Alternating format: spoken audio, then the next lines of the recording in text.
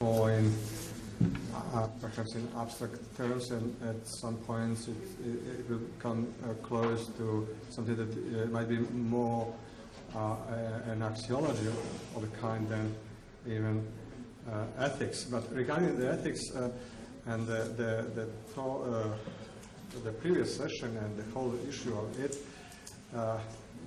it seems, let's say that as philosophers doing ethics, being theory, we are not engaged in, not in preaching, but also not directly, it has to be indirect, any kind of rationalizing or offering measures or protocols or suggestions. All of them should be based in some rational arguments. I think that the common usage in English language is doing very bad service to this issue, using words ethical and unethical as if those were the same words as morally right and morally wrong, destroying to some extent the distinction between ethics and morality. If I have a good student, for example, who is doing all her assignments well, but is a very, very bad person, as a teacher of ethics, I have no other choice than to give an A to the person despite all her behavior. So that's sometimes producing problems of a specific kind, coming from unclear understanding of words, and especially of those distinctions between those crucial or critical words there.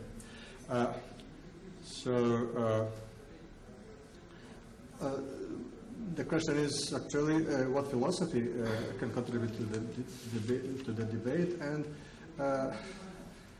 the main problem there is, do ethical theories help? I have three illustrations, two, and I'll skip the third one. The first is from Bicham, the second is from the paper of Moral Intuitions by Singer, and the third was from my own paper regarding the relationship between moral and natural part in whatever is morally relevant. So first, Bicham, he suggested a divorce between philosophy and bioethics. In his paper, Does Ethical Theory Have a Future in Bioethics? Saying the following: how theory is to be brought to bear on dilemmatic problems, public policy, morals, controversies, and moral conflicts, which I will here refer as problems of practice. Moral philosophers have traditionally formulated theories of the right, the good, and the virtues in the most general terms. A practical price is paid for theoretical generality. Theoretical generality is supposed to be a kind of obstacle to come to what is the Brazanovich has that formulation, act-leading or action-leading propositions. On the other side, Singer in Ethics and Intuitions and James Rachels too reject the idea that the role of moral philosophers is to take our common moral intuitions as data and seek to develop the theory that best fits to those intuitions. So intuitions might be wrong. Intuitions are a part of the subject investigated. The illness, the human position, the goals set, etc., are also parts of the subject, but the intuitions that are seeming to be at the basis of it are also. So in normative theory, we are not attempting to answer the questions, why do we think as we do about moral questions, but what ought we do, what ought to be done.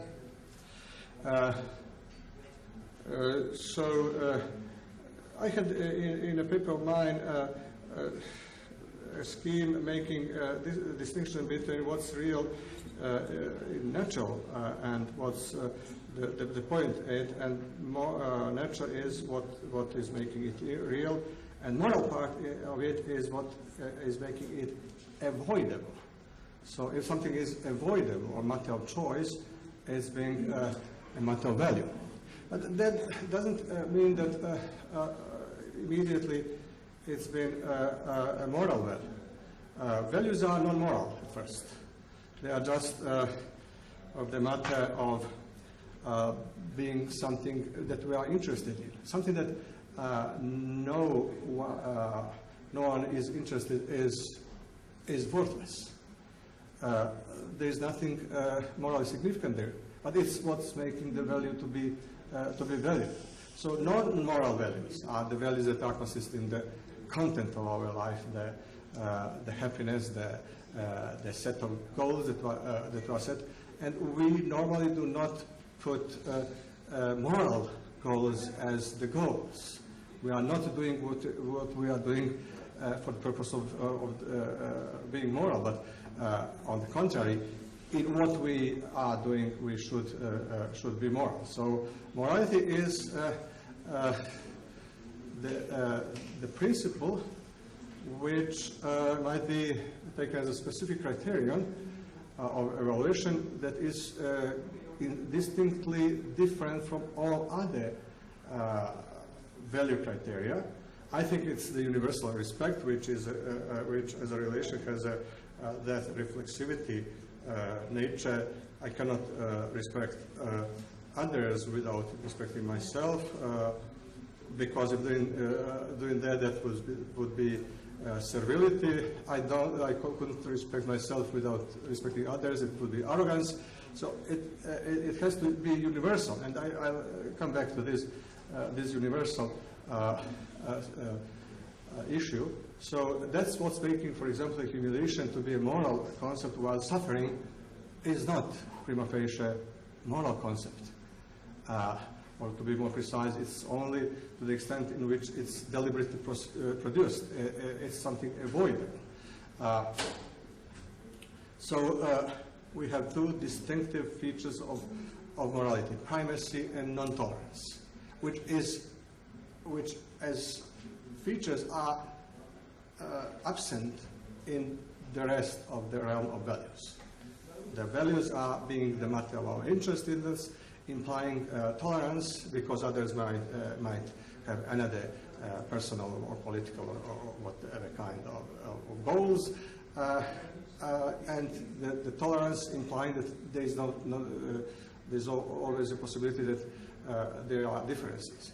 In morality, we have the principle of primacy, requiring that moral values are coming in the before. They are stronger than any other kind of value. So that's what's making them distinct. And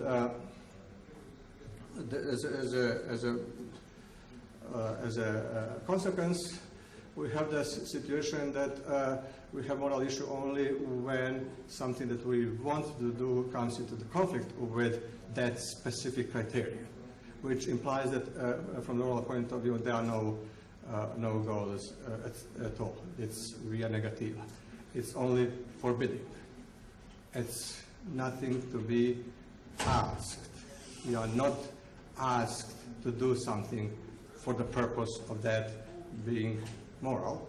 It has to be moral because it's in accordance with moral criterion. And there is a huge conceptual scheme behind this via negativa approach, but the most basic part is that at the basis we have freedom, which is not a value. Freedom, political freedom, freedoms, many kinds of freedoms contained in privacy are very much valuable. They are values in a very clear sense, but there is a sense of freedom that is not the value as such. It's a precondition of all values, both positive and negative. So morality is such a via negativa. It's only restricting our freedom at the point at which there is a conflict with that criterion, and requiring nothing beyond that. So in the whole of what we do, we meet moral issues only when such conflicts between that criteria and our freedom to do something comes as a problem. And now we have again the issue of the universality. So that kind of universality is preserved to moral approach, to moral standpoint, and nowhere else. But that means that all acts and practices are at first okay. They are good. They couldn't be otherwise, because there has to be some reason for anything set as an end. So nothing done is pure event, and it's happening by itself, which makes it to be good. So all our preferences and acts and practices based on them are equal.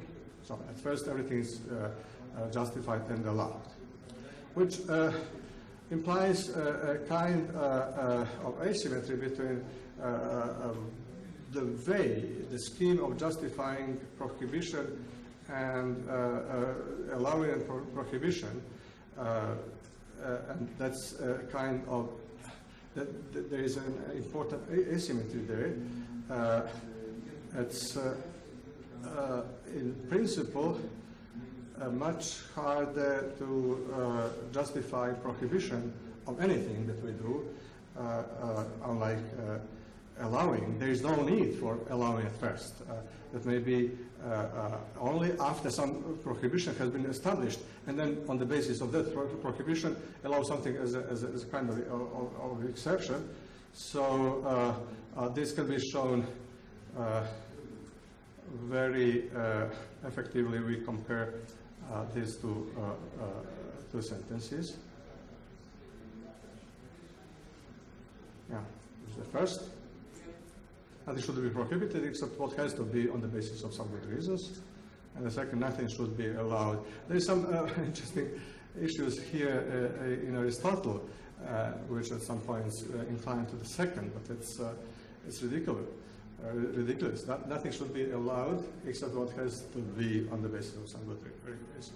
They seem to be symmetrical, but that normative asymmetry necessarily contained in the principle of universality gives the premises to the first and makes impossible to the second. And now I am skipping some of those. The first we may call liberal. Some of those further issues. I would only say that the second formulation of the same principle, which seems to be equal to the first in that symmetrical way, would destroy any freedom. So that principle preserves the equality of all preferences. We have had the example of killing, so I may omit that though at first killing is justified in a desire to kill someone, but there are strong enough reasons to forbid it. And at the third level, it may be allowed as a kind of exception in let's say, mercy killing. This is important because it's avoiding moral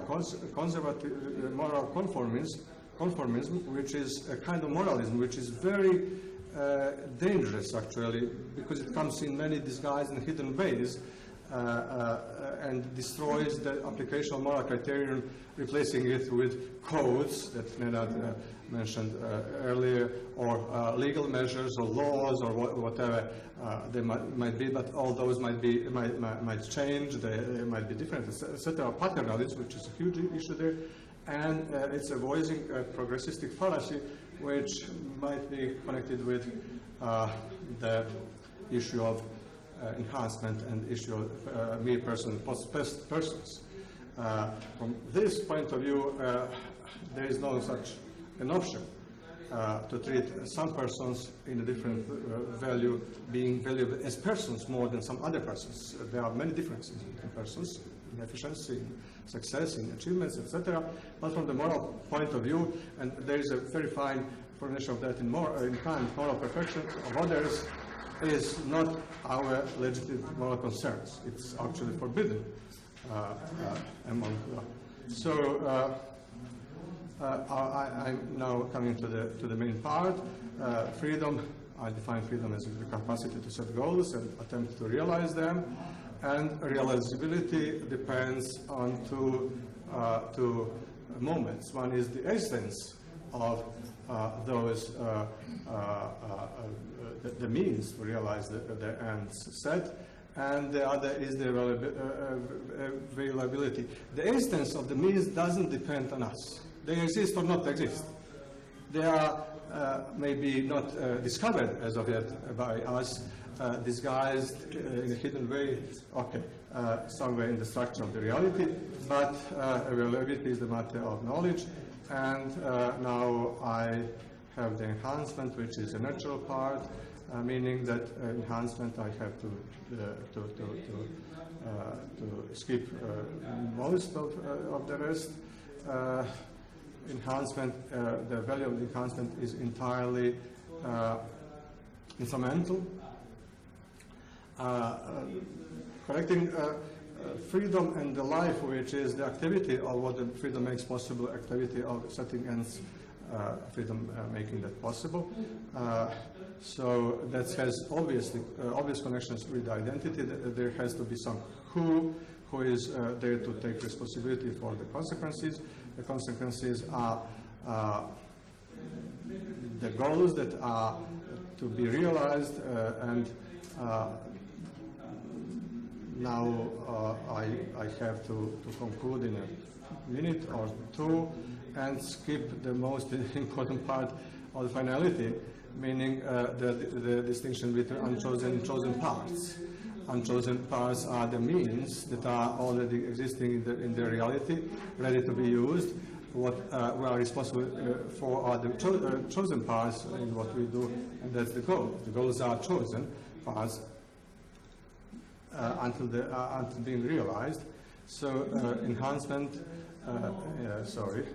augmenting the capacity of freedom, both in effectiveness of the realizability of old goals and possibility to set new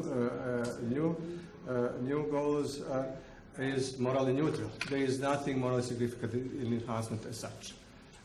To be of any moral relevance, there has to be something coming in conflict with the moral requirement.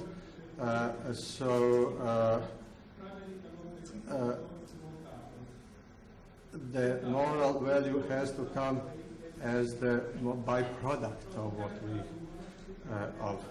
what we do. I am skipping also the equality issue, which is raised as a big issue in enhancement by putting question that the affordability and approach making discrimination, etc. But nothing of that is of real moral importance, because equality is just the minimum required. So the only limitation there is the very essence of the freedom. At that point, if enhancement would endanger the very possibility of the freedom, at that point it would become something more than something really bad or evil. Otherwise, it's always to be taken as prima facie good, and anything that has to be in terms of blame or in negative terms has to be proved, being a technique. So the goal is not perfection, it's improvement. That's from the canon. The final goal is to gather some control of our future time, and the enhancement is contributing to that. The purpose of the freedom is controlling the future time, our future time, and enhancement is one of those means that are contributing to our control of the future time. Okay, I think that's it. Thank you. Thank you. Okay, let's take two questions to start with and see how we go with time. There's one in the back, and there's Tom. And then we have to see how much time is left. So you say at the beginning that there's always a prima facie, something prima facie good about whatever somebody does, right? That sounds kind of impossible in some cases. So I mean, you can imagine somebody plans to kill and murder and torture his neighbor, right? You say, okay, there's reasons against that, sure, it's wrong, but there's still something prima facie good about that decision to kill and torture. And this just seems rather implausible that decision itself, independent of the pleasure gains, the decision itself could be intrinsically good. It sounds like the sort of if you say that. I'm not talking in those terms at all. For example, if you say that happiness is good, as Peter Singer yesterday said, I'm not agreeing with him in many ways and many items, but that one is true. If happiness is good, and it is good, you have to have that a happy poisoner is the poisoner who is effective and in realizing poisoning. So no matter if poisoning is good in some other sense, is right choice to or right decision to be made is quite different issue. At first, anything having a reason has to be taken equal to be able to start from a firm and good starting position. And then, only later, you have to avoid anything to say it's wrong. You cannot say in advance that something is wrong. That's the point. But that's perhaps more matter of connection between moral epistemology and ethics stricto sensu. But it's good because it's giving the position, if you start from, you can clear the notions, the concept in a more efficient way. Tom, please. You didn't have a question. Okay. Just a short one. You subscribe to the doctrine of overriding investment morality.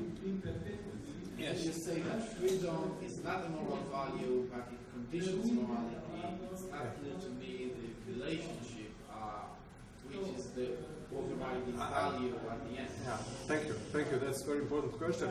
I think that the value neutrality, not moral neutrality, but value neutrality, general neutrality of freedom, is necessary for making the primacy of morality. Otherwise, it would be, if moral values are on the same level as all others, you wouldn't have the morality. And if freedom is a value as all others, it would make it possible that primacy as a criteria, as the construction of a specific, the specificity of the moral criteria implying the primacy wouldn't be possible if freedom is to. But as I said near the end, when some means comes to issue the conflict with the very essence of freedom, out of sudden we have the Kantian position that something, the essence of something that is free is of absolute value. So that's the point at which primacy shows to be very important. Otherwise, primacy seems to be quite trivial. We say that, for example, lying is wrong, independently of all other values that some lying or cheating may have. It may be very useful, but whatever that useful might be, it's still wrong. That's the point of primacy. But I think that value neutrality of the freedom is the logical recognition of that. Thank you very much. We will conclude at this. Okay. Let's thank